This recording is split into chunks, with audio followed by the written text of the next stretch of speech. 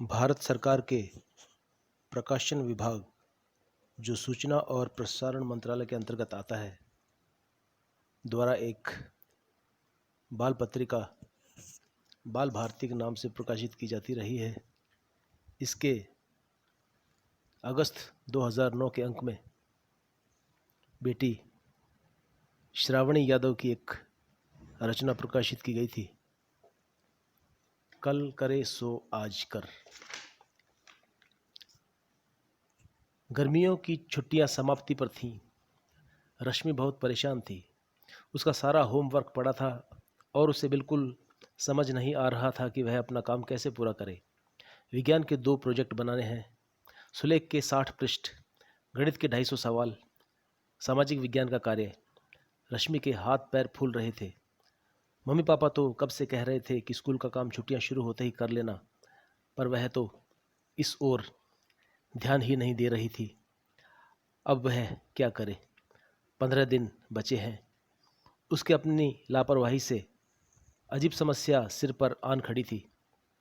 अब उसे नानी की सुनाई कहानी की सीख का ही सहारा था कि मुसीबत में भी कभी घबराना नहीं चाहिए और इस गृह कार्य के नंबर भी परीक्षाफल से जोड़े जाएंगे। रश्मि ने अपनी दिनचर्या पर गौर किया।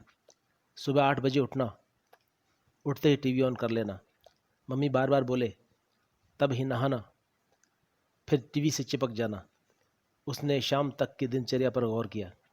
वह अधिकतर टीवी पर फिल्म या कार्टून और नाटक इत्यादि देखती रहती थी।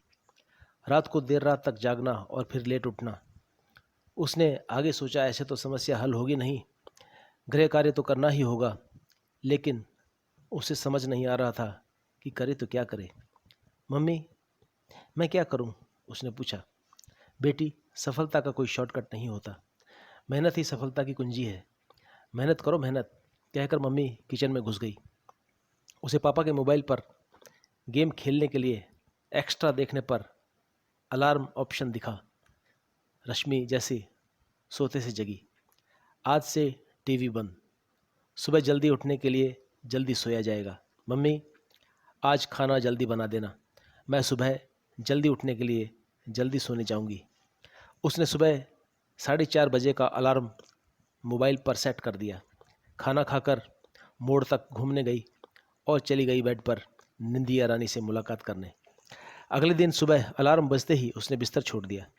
हाथ मुंह धोकर सवाल हल करने बैठ गई। सुबह 7 बजे तक उसने 4 प्रश्नमालाओं के 40 सवाल हल कर लिए थे। जो 3 सवाल उसे समझ में नहीं आए, वे उसने बड़ी दीदी से पूछने के लिए रख दिए थे। इसके बाद सुलेख के 5 प्रश्न 9 बजे तक। शाम को विज्ञान के एक प्रोजेक्ट की भूमिका का एक प्रश्न तैयार कर लिया। शाम को सामाजिक विज्ञान का कार्य भी शुरू कर दिया। शाम को मम्मी पापा ने कार्य की प्रगति पूछी तो जोशीले अंदाज में रश्मि ने कहा, मम्मी, आज के बाद 14 दिन की छुट्टी शेष रहेगी, लेकिन काम करने की मेरी शताब्दी एक्सप्रेस की स्पीड देखकर लगता है कि मैं अगले 9 दिन में ही सारा कार्य पूरा कर लूँगी और 5 दिन मेरे पास फिर से थकान मिटाने और फ्रेश होने के लिए बचे रहेंगे।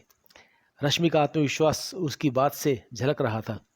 माँ तिरछी निगाहों से रश्मि को देख मंद मंद मुस्कुरा उठी और बोली, बेटा, यह काम तो बहुत पहले कर सकती थी। इस काम के बाद आगे की पढ़ाई भी की जा सकती थी। पिछड़ तो तुम गई ही हो बिटिया। रश्मि यह सब समझती तो थी।